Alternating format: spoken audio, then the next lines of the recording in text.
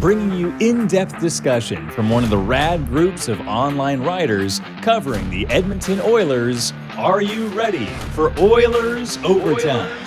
Join us as we talk news, rumors, trades, player grades, game results, and more. All featured on one of the most glorified teams in the NHL. From the great one to the next one. From the boys on the bus to the decade of darkness. This is Oilers Overtime. Hey there, everybody. Welcome to another edition of THW Oilers Overtime with the Hockey Raiders. My name is Jim Parsons, as always, covering and hosting you for the following week worth of Edmonton Oilers topics. And we got our full crew here tonight, which is awesome. We've got Julian Mongillo with us. Julian, how are you? I'm good. I'm ready for training camps to fire up now. No storms in your area and nothing we got to worry about you getting cut off this week? Not tonight. I'm plugged in. My charger's plugged in, so I'm not going anywhere. Well, let's hope you're plugged in, because if you're plugged in, we've got all sorts of information we can talk about. Colton Pankiw is with us as well. Colton covers a couple of teams, but the Oilers as well. Colton, how are you? I'm good, Jim. Excited for the season to get going here. It feels like a long time coming, but yeah, finally coming up. Yeah, it's funny how it's like the shortest break we've had between the end of a season and the beginning of one. Yeah, and it feels like a long time coming, right? Like, it's really weird how that works, but it is exciting time, and it's coming right around the corner. And of course, as always, Brian Swane is with us. I guess I shouldn't say always. He wasn't with us last week, and we really missed him a ton. But Brian, how are you? Yeah, I'm only going to play 81 games this year, so well. My Iron Man streak's over. I'm starting a new one tonight. So it was an optional sit out for you, or you were on the taxi squad last week, or what was the story? Yeah, I might have been in protocol. I don't know. Something went down there funny. So, well, anyway. Interesting transition there, protocol. Now, we're not going to dig deep into this week. We'll do this maybe next week, because we're talking about having a topic where next week we go, let's pick one topic and talk about it. And maybe what we'll talk about is just the dissension among the fan base, the willingness or the desire to really rag on this team, even though we all love this team so much. But they've given us a topic right before we started to record this. Ken Campbell, I think he used to be the Hockey News, might still be every once in a while. He tweeted out that Duncan Keith just got a second dose of the vaccine. So he's not going to be in the first 10 days to a week of training, 10 weeks of training camp. Can you imagine? 10 days to a week of training camp. So of course, everybody's going crazy over this. It just came out about 40 minutes ago. Let's just do real quick, like 1 minute thought here on where, like, if you're as whatever as some of the fan bases. Julian, what do you think about this? Is this a big deal? It's water under the bridge for me. It's just, guy's a 38-year-old, blue liner. This guy's been there, done that. Training camp, people usually sit out some of that stuff early on anyway. I mean, I don't think it'll affect him too much. I'm a little, obviously, I think he's been skating with the team, so it doesn't affect him too much in terms of new defense partners, because that would be the only kind of concern, is trying to figure out who he's going to play with and their kind of play style. But he'll have lots of time, I guess, if he's only going to miss a couple weeks or so. Colton, do you think people are right to suggest that this says something about Duncan Keith, like that he's just getting the second dose now? No, I think, like Julian said, I don't think it's too big of a deal. But I mean, you did allude to kind of the negativities from the fan base, and it'll be interesting. This is a guy that can't really afford to have anything go wrong this season. I feel like there's a lot of pressure on him already. So if he starts out slow, I think the fans are kind of going to be on this. Oh, if he didn't miss the first 7-10 days of training camp, this might not have happened. So hopefully he can get off to a good start, because I do think that could be where this goes. Yeah, it's one of those situations where the dominoes just continue to fall one by one, and you just hope that they stop falling at some point, right? Even though they haven't actually fallen yet. He hasn't played a single game for the team, and he hasn't done anything wrong on the ice, so to speak. So I don't know, Brian, what's your immediate take on this? I don't know. I'm going to take a slightly different stance on this one. I just think it would be ideal for him. I think we can all agree that it would be ideal for him to be there on the ice from day one. But I mean, this news is just coming down. I don't know why he didn't. I mean, could he have got a shot a week ago? Could he have got it 2 weeks ago? Could he have got it 3 weeks ago? And so he was sure that he could be here to start training camp? I don't know. We don't know what the details are, so I won't say too much, other than to say the fact that it would be ideal to have him on the ice when things get going, for the reasons the guys pointed out. Chemistry with his new teammates, et cetera. I don't think this says anything about him. I think his track record over the last 20 plus years pretty much speaks for itself. Yeah, so we'll see what the details are, and I'm sure we'll dive into this more in the future. Yeah, well, Ken Holland is supposed to address the media and stuff tomorrow. I don't know if it's just about this or about general topics related to training camp, which I'm assuming he was going to do anyway. And they'll probably talk about whatever this is because someone's going to ask. So it'll be interesting to see what he says about this. But we'll save that for next week when we talk about how much this fan base seems to hate and love this team all in the same breath. But let's talk a little bit about rookie camp. We just are witnessed or have seen rookie camp come and go, the 2 games against the Calgary Flames. Some standouts, some injuries, unfortunately. I wouldn't say necessarily that anybody really disappointed in terms of what our expectations were. Brian, I'll start with you. We finished with you last time. We'll start with you this time. Anything stand out for you in terms of rookie camp? Any big takeaways that you had from either the 2 games you watched or some of the things you read and heard about? Yeah, actually, I did a couple quick recaps on the game. So I didn't see them live, but I did go back and watch them. And there were a few guys that jumped out. Raphael Lavoie definitely had his shot is something else. The guy's a one-shot scorer. I thought Tyler Tullio really jumped out to me. He's a really versatile player. He was making things happen at both ends of the ice. He wins puck battles. He's tenacious. He seems to have good vision too. That was really a pleasant surprise because of like a 5th round pick or whatever he is. He's not somebody that's been on our radar you're necessarily expecting a lot of. And I think he only goes about 5'10", 165. So maybe a little bit undersized, but to me, like the way he was playing last night was like the ideal 3rd liner. So he stood out to me.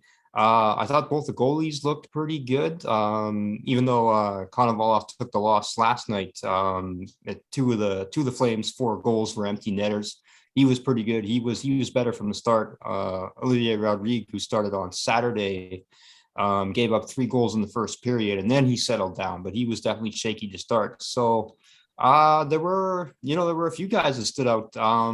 Xavier Bogart too, the 1st round pick. I thought he showed some stuff. So there's some players there. Julian, did you get the sense that anybody on that rookie camp or in those 2 games was even remotely close to being considered main roster ready? I think it's tough just the way they have the team set up right now. I'll be honest, I don't watch a ton because it's tough for me to get that stuff in Ontario. They don't show a lot of the out of market stuff like that, but from what I heard, I know Konovalov did have a couple good games for what I've read and what I've heard.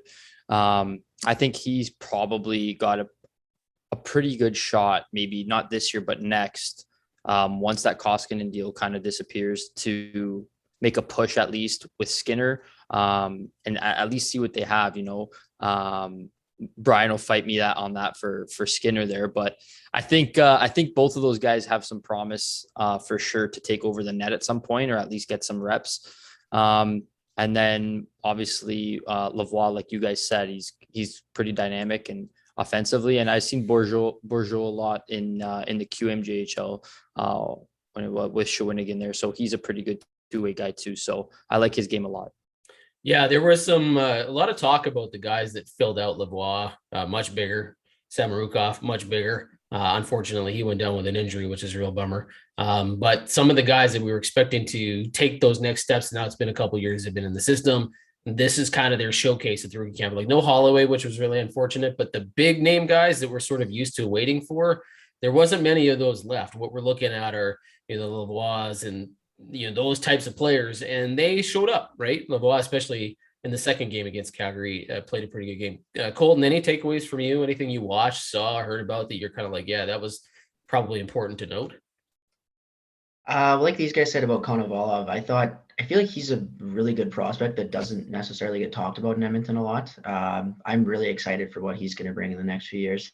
And then I thought Broberg had his moments where he looked pretty good. You kind of heard last year that he had a down year in Sweden, so I was kind of curious to see how he'd look. I know there's some fans that are already kind of growing a bit impatient there, so I thought he really stood out at some times, and I'm pretty excited to see what he can do. I know he'll probably spend the season in the minors, but I'm excited to see what kind of year he's going to have. I was a little. I forgot about him too. Broberg really jumped out to me too. He seemed to be thinking the game ahead, a couple steps ahead of a lot of the other guys on the ice.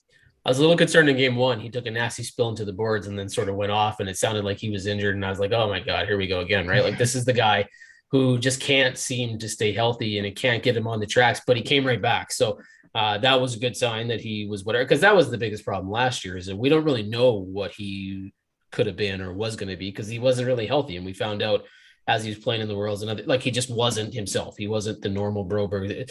Do you think, Brian, that there's any chance? I mean, Julian said the way this roster is constructed is probably not really good.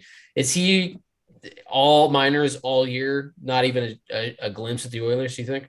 I think he'd have to do something absolutely amazing, or the others would have to suffer an unbelievable rash of injuries for him to move far enough up the depth chart. I mean, we're already looking at the 7 or 8 players above him. And there's probably more players than that above him on the defensive depth chart, and then trying to figure out how these guys are all going to get minutes and how they'll be distributed. So I don't think he's in that conversation. That's not a bad thing, let him overripe in the minors if need be. And I don't necessarily think he's ready anyway. It's one thing to look good against, a bunch of other 19, 20-year-olds, and quite another thing once the real games get going. Well, we've seen it with Bouchard too, right? They've left him down there. He had one full season down there, and that's probably what I'm expecting out of Broberg. Same type of route. So a full season in the minors. Maybe if they're not in playoff contention, you bring up Broberg for 7 games, see what he's got. But other than that, I don't think he's got a spot. Maybe if they're so far ahead of everybody else, they've clinched. Maybe that too. That could. Colton, how big of a disappointment do you think it was that Samorukov went out with that broken jaw in game 1 and we didn't get to see 2 full games of what he could possibly be? I don't think there was any chance. I mean, they were saying a lot of really good things about him. I don't think that equated to or meant that he was going to be even remotely near the roster this year, but to be able to see him play 2 games, fill out a little bit, get our first real glimpses, if you haven't been watching, we can play overseas and stuff, get a good idea what he could be down the line. Because I think that's the potential ceiling for what they're talking about with this player is really the interesting part. How disappointing was it that he didn't get to play both games? Yeah, extremely. Like you said, he's a guy that's really gotten talked about quite a bit the last year or two. Obviously playing overseas last year, I don't really know a ton about him, but I was excited to watch and see what kind of player he was. I think he's a guy, I think he's supposed to be out about 6 weeks. I still think he could get in some games this next season. I wouldn't be surprised if maybe he gets in a few over Broberg, if one of those guys is to get called up. But it's disappointing, and hopefully he can return and just really develop at the minors this year, because I know they're really high on him. Just to finish off your guys' conversation about KONOVALOV, I'm with you guys on the idea that there's something potentially there in the not too distant future. When you're talking about Koskinen's deal being done, Mike Smith has only got 1 year. He's got 2 years, right? And he's not going to be the starter. So there's an opening there. And with Elvis Merzlikins signing with Columbus today, that whole trade idea is way out the window. So we don't know what the Oilers are going to do in net. And that's one more guy off the list that they can probably, I guess Columbus could trade him, but they're not going to do that after signing him today. So it'll be very interesting to see where the goalie carousel winds up, whether it's Skinner, KONOVALOV, or even somebody else, right? That kind of fits their way in there. But I think there's an opening for somebody. And if he can play well, or Rodriguez can play well, or whatever, it should be very interesting. Let's switch gears. For those of you that are just tuning in, this is the Oilers Overtime Show with the Hockey Raiders. We got all of our crew with us today. Last week, we talked about Kailer Yamamoto, and we've talked about him a lot. Let's talk about him again, because now his deal's done.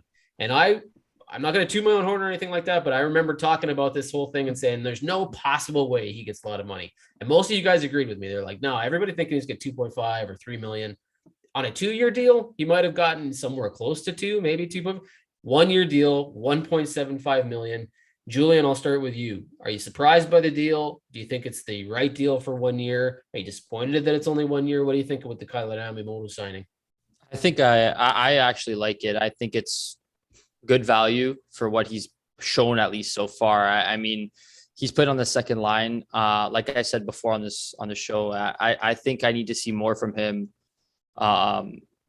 Especially playing in the lineup where he is. If you got a guy like Draisaitl, he's got to be, he's got to show something like he showed when he first got here, when he first came up in the league. So that's what I'm kind of looking for from him. And he's just got to prove himself now. So he wants that deal.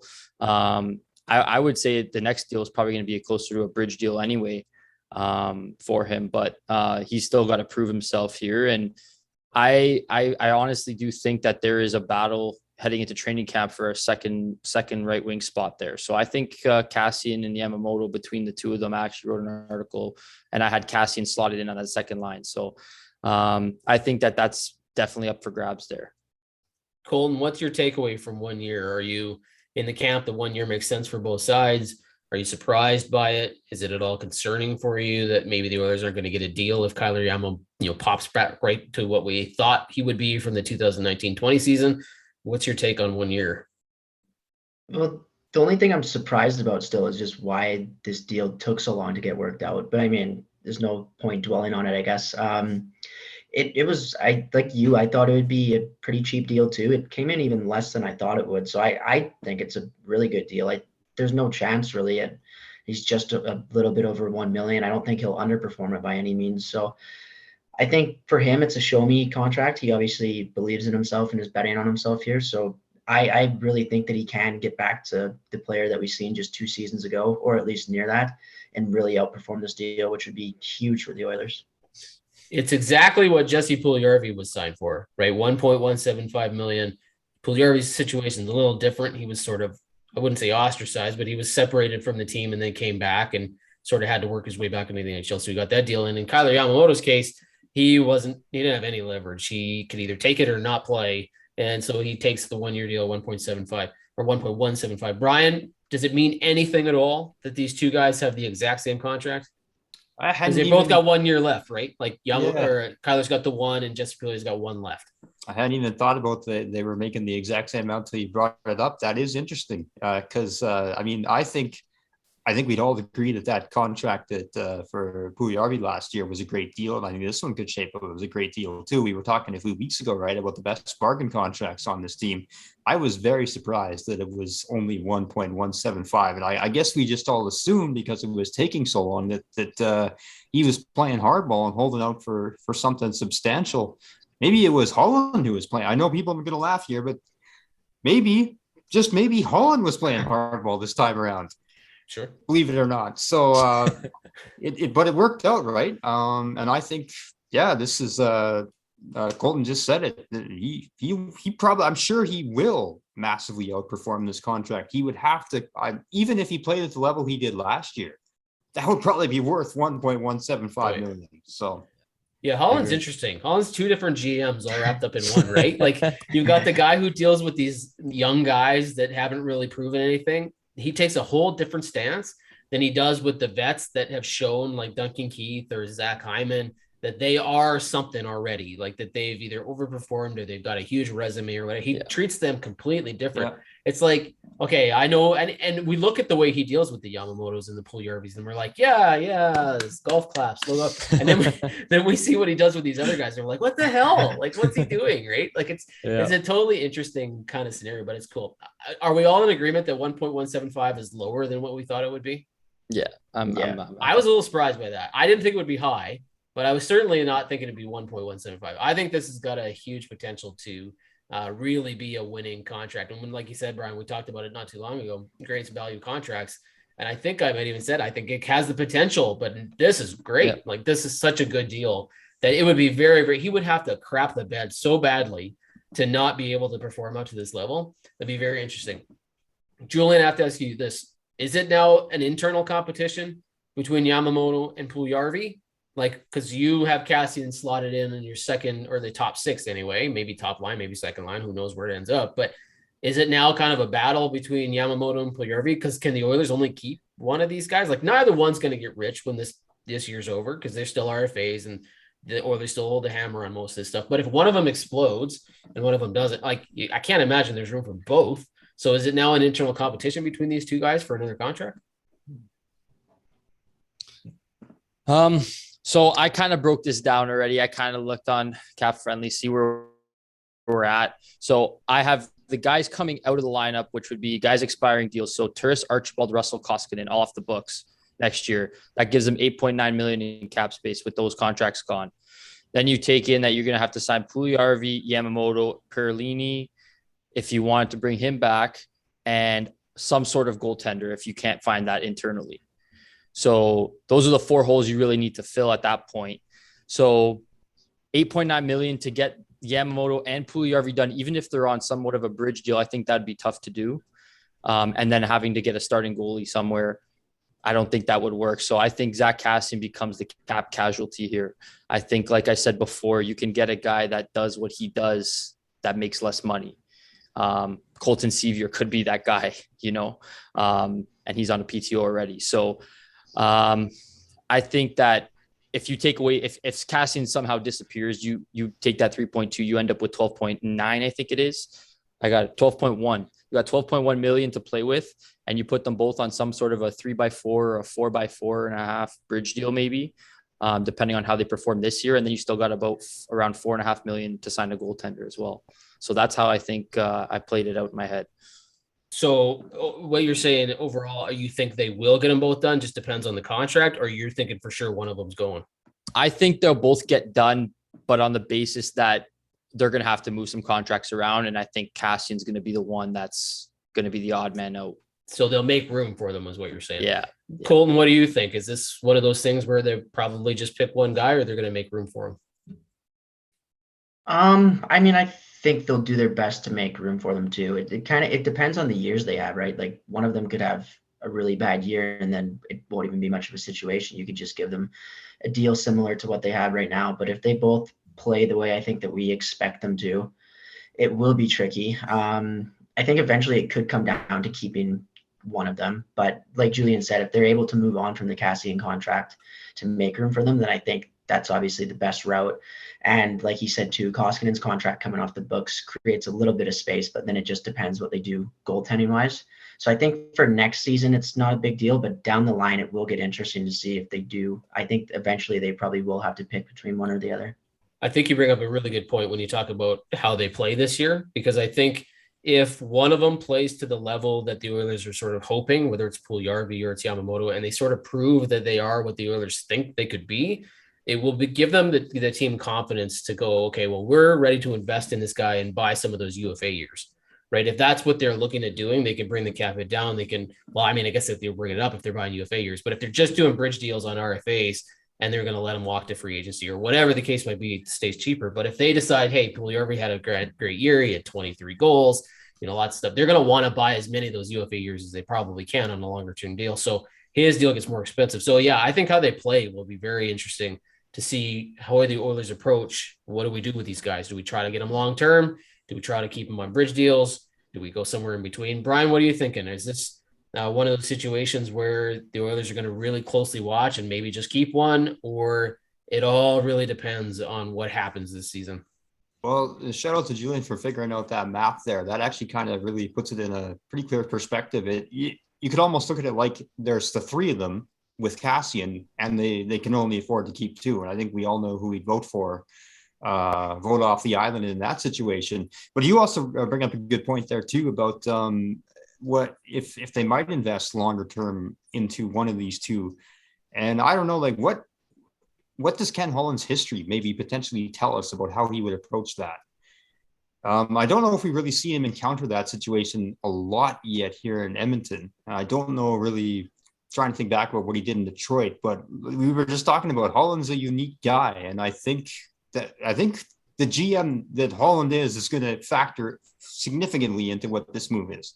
Well, I guess look what he did with Darnell Nurse, right? Like that's the closest example that we sort of have, right? Like he had bridge deal, and then he bought like all those UFA years, which is why Darnell Nurse's deal is so high, right? There's the defense contracts that came before him, but there's also the whole like, okay, we're buying all of these UFA years, and that's why this deal is where it is. So for me, I think it's PULJUJARVI that has the potential to play at that level, where he could come in and really just sort of just take off and become the fourth overall pick that they all thought they were getting. It's like, okay, now we want this guy. We don't want to let him out. Like, let's lock him up as long as we can. And then we'll see where Yamamoto fits. And they don't know. I think they really don't know what Yamamoto is going to be. Like he's a wild card here. Yeah, the funny thing is, if we were having this conversation at this time last year, we have no idea who PULJUJARVI is going to be. And we're all hyped up about what Yamamoto was coming off the last 3 months of the previous season, right? So that's how quickly things can change. But they've both shown that potential. They've both shown the promise that they could get them to this point. Yeah. I can see. So like, let's a hypothetical scenario. I could see PULJUJARVI scoring 30 goals this season. He could definitely within his capabilities to do that. So if that's the case, I could see them locking in one of those two guys, whichever one it may be, like we said, longer term, and the other guy gets a bridge deal on a cheaper, 3x3, whatever it is. And I picture Yamamoto more in that scenario of a 3x3, 3x3.5, and then Puljujarvi potentially getting a 5x5 or a 6x5, somewhere around there. And that still gives you some play if Kassian gets shipped out to get a goalie in there still. So I could see them doing something like that. But like you guys said, it depends on the seasons they have, really. If Puljujarvi hits that 30 goal mark, I think $5 million and locking him in for a longer term is definitely reasonable. Colton, do you think that the size and stature and the physical aspects of the player give anyone an edge? Like, you're talking about two completely different players, right? The Oilers like both, but you've got Puljujarvi, really high draft pick, really big guy, sort of figuring out the game. If you have to pick between two and they have similar seasons, does that give him the edge? It doesn't hurt. Like, I think if you were to ask management, if one or the other was to have a breakout year, which one would they prefer? I think they'd probably rather Puljujarvi just for the reasons you mentioned. And like Julian just said too, I do think that if one of them is to have the better year, I'm more confident in Puljujarvi right now. So I think he's the guy that is the most promising on that right side right now. Well, he certainly is going to get the first look. Like, that's got to be a given, right? The way that he played, his size, is the way he meshed with Connor McDavid, and then the way Yamamoto finished last year. It just makes a lot of, and the things Tippett says about both guys are great, but the way he talks about Puljujarvi and what he's bringing to the team, his effort level, how he's figuring out the game, what he's becoming, Tippett's just totally invested in this dude. Like, it's just absolutely like he's going to give him every opportunity to maintain that spot, and he's going to have to lose it. Whereas Yamamoto's going to have to earn it, right? He's going to start a little lower and then have to work his way in. Let's switch gears a little bit. Colton, I'll start with you. We talked a little bit about PTOs, who we might think the Oilers might get. They got Colton Sceviour. They did not bring in Chiasson. They did not bring in Ennis. They didn't bring in the guy that we all kind of talked about, Alex Galchenyuk, because he went to Arizona today, and Tyler went to, or Ennis went to Ottawa. So what do you make of the PTO situation? Are you a little whatever that the Oilers didn't get any of these guys? Do you think they weren't even talking about it? Because Ennis seemed like a shoe, an Edmonton guy skating with the team. If it wasn't going to do the PTO, maybe he was there. What do you make of the PTO situation so far as it's played itself out? I thought it was interesting because, like we had alluded to on last week's show, we kind of figured it'd be either Ennis or Chiasson that if someone was going to get a PTO. I don't know what to think of it. I was confused because I think they have down the middle, like, pretty filled out on this roster. I thought if anything, they'd kind of look to bring a winger in, but from everything I've read about him, I really haven't watched him at all, but the analytics community seems to really like him. I think he's pretty good defensively, especially. So I think if you, at the worst case, bring him to camp, it's a PTO, see how he does. And then maybe they do sign him as like that 13th forward for the season and let their younger guys just stay in the minors and develop further. Brian, were you at all whatever that Galchenyuk went to Arizona and Tyler Ennis went to Ottawa? Like, were you like, or were you kind of like, yeah, it's a lost opportunity? No, I pretty much, I wasn't expecting them to bring anybody in. I don't think they need to. And in this case, I'm going to agree with Colton. I don't really see what he brings that they're missing right now. So it would have been nice to have one of those guys. I mean, yeah, you're right about Ennis. That one just seemed to make sense. Galchenyuk, that would have been cool to give him a look, but it's nice to actually have confidence in the guys that you have on this roster and know that anyone you're bringing in is really going to have to play their way onto it. They're not looking to fill holes through PTO. It's been a while since we can say that. I think it speaks to the depth of this roster, and that's a good thing. Yeah, no, for sure. I don't think anybody's getting invited to camp is one of those guys that are like, we need to bring somebody in that can make this team. I think they're bringing people in that are like, there's probably a good chance you're not going to make this team, but we'll give you a look and just see what's going on. What about you, Julian? Any thoughts on the guys that were previous Oilers that went other places? Or, like, I was really surprised that Galchenyuk's going to Arizona, not because of the team, like, he's been there before and he had one of his better seasons with Arizona, right? Yeah. But that no other teams, like, just you'd think people would be lining up for this dude on PTOs. Like, I don't know what the story is with him, but were you at all surprised by people they didn't bring? Like, Chiasson's still out there. James Neal went to St. Louis. Like, there's a lot of PTOs starting to come and go and stuff. What do you make of the Oilers situation? I mean, we'll see PTOs come and go, and some of them will work out, some won't. I think, and as far as the Oilers not bringing Ennis back, he's had familiarity with Ottawa already. He's played there before as well. So He's probably got a better chance to make that lineup and have a better role there than he would in Edmonton anyway, just because of where they're at and their developments of the organizations. So I kind of understand that. And from an Oilers standpoint, Brendan Perlini's kind of a similar player. I think he could offer the same amount of upside, same amount of type of player play style in terms of skill, speed. And obviously there's more upside because he's younger. So I think that's probably why they kind of avoided that situation. In terms of Sevier, I think that he has a good shot to make the team. I think when we were talking about the grittiness and toughness on the last episode, I think that's something we kind of agreed that they were missing a little bit more of that grind, the grinder type player, and guy can shake up the bottom six a little bit. And I think that bringing him in, the Oilers don't need too much of this. I don't think they need a guy like Perlini in the lineup per se, if you're going to use like Devon Shore as a Swiss Army knife in the bottom six, right?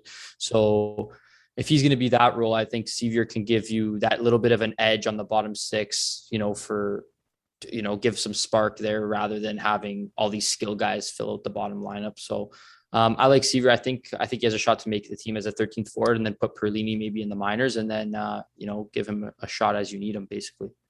I will say this: there are some names out there that I'm still kind of surprised have not been picked up anywhere. And camps are starting tomorrow for most people, right? Like Sami Vatanen, not picked up by anybody. Like, I don't understand that. Like, you'd be shocked that somebody doesn't give this guy at least an opportunity to make a team, right? I don't know if that's him and he's just holding out for an actual contract, or it's just people aren't lining up for this. I don't know what's going on, but it is interesting that there's not a ton of talk about PTOs as far as the Oilers are concerned. And they typically do a lot of that, right? And he gives a lot of opportunities to people. So we'll see where it goes. Last question of the show, and I added it sort of last minute just because of the fact that training camp is tomorrow. Who are you watching? Colton, I'll start with you. Is there anybody? I would have said Duncan Keith, but now that we know he's going to be missing a week of it, it's a little hard to watch this guy at camp. But what's the one person or the one Oiler or the one storyline that you're kind of watching as camp kicks off tomorrow that you're sort of going, I'm really curious as to how this plays itself out? Honestly, I kind of want to see, I don't know if there's room for him, but just because he was such a promising prospect at one point, is Tyler Benson. I kind of want to see if he's able to play his way onto this team. I was really high on him a few years ago, and I know you hear things, the skating's not there, and it doesn't seem like management and coaching staff is crazy about him, but I'd be curious to see if he could have a big camp and maybe play his way onto this team somehow. Brian, I'll move to you. You mentioned before we went on the air here that you weren't 100% sure which rookies were being invited to camp. Is that the storyline that you're watching, or do you have kind of another thing that you're keenly paying attention to? No, I'm really, because a few guys did catch my eye in those couple games, I'm curious to see. They made it sound like there might be a few guys coming out of rookie camp that would get invited to main camp. So I am interested to see who they see the potential for. And I think that speaks a lot to the guys that they want to give that experience. As far though as if I were to pick one guy that we know is going to be there, Brendan Perlini. I just think there's so much more potential that's untapped with this guy yet. He may not fulfill it. I might be overestimating things, but Julian put it really well. And I think this guy could come in and this could be the bargain contract of the year. I know I said that with Yamamoto, but Perlini, who I can't figure out how he ended up out of the league so quickly, had such a potential as a young guy and showed flashes of ability to score.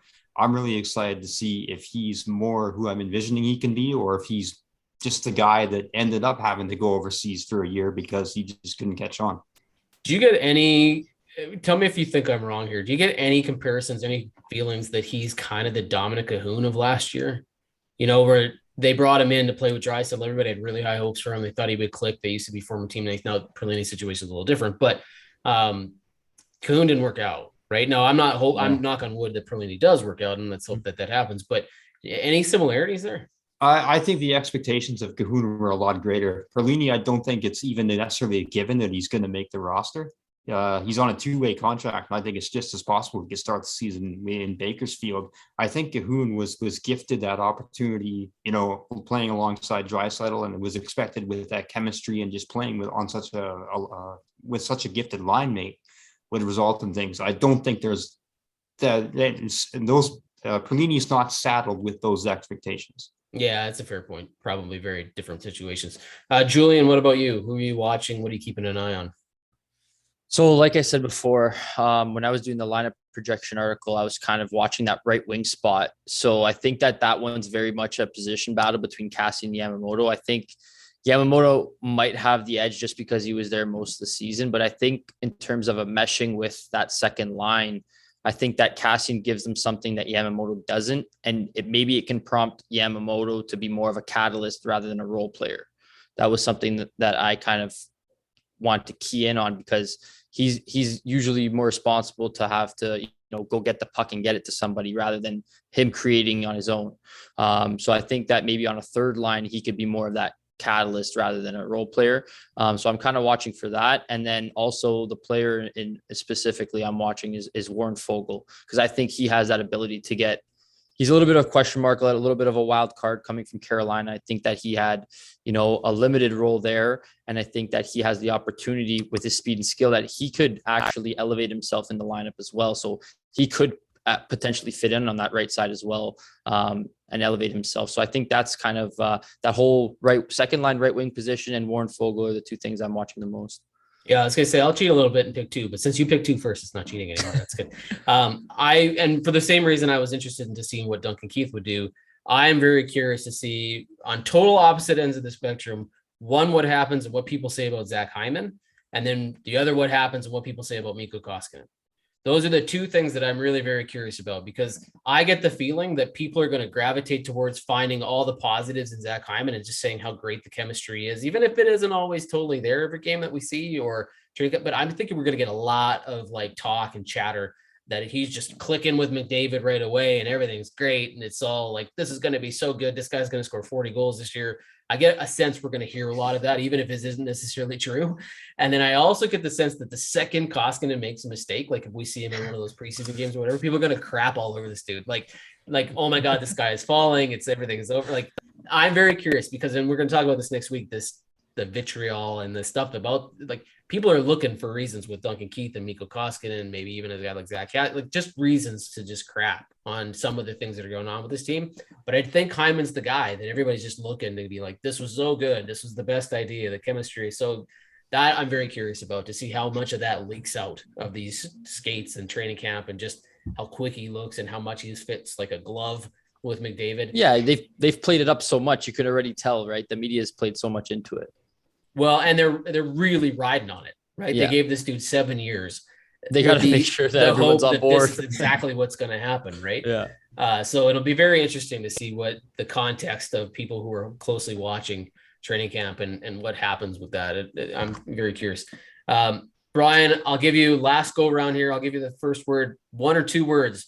What would you use? What adjectives would you use to describe how excited you are about training camp? Can I use a noun? Okay. Skinner. A proper noun. All right. Colton, what about you? Oh boy. Put me on the spot. I didn't tell anybody I was going to ask this question. I don't even know what to tell you. I don't know. Very excited for it. I think it could be a big year. I know that's not the adjectives you're looking for, but well, excited. Very excited. That's all good. Julian, What about you? I'm just going to go with intriguing. I think, that's kind of a lot of things we have to see unfold, right? So waiting to see the answers. Curious was going to be one for me. Hopeful, another. That's just really going to be very interesting to see what happens. All right, guys, that's going to do it for us. I appreciate you guys coming in here talking this week. I'm looking forward to next week, to be totally honest with you. Yep. We tossed it out there. So let's just focus on one topic. Let's stick with one side. And we know it's going to veer off a little bit, but I think we're going to talk about just the banter, the love, the hate, the relationship the fans have with the Oilers team and how they view this team. I think that's going to be a really fun topic next week. So I'm super excited to talk about it. For everybody else, thank you for watching. You can do a couple things if you want to support us. You can watch it on Facebook, hit the like button. You can go to YouTube, watch it there, hit the like and subscribe button. Check out all the other videos. We've got tons of content on the hockeyraiders.com about the Oilers. So you can go to any of the articles there and then watch all of our stuff every week and archive some of the old shows on YouTube. So for Julian, Colton, Brian, and myself, thanks guys for watching. This has been another edition of THW Oilers Overtime, and we will talk to you next week.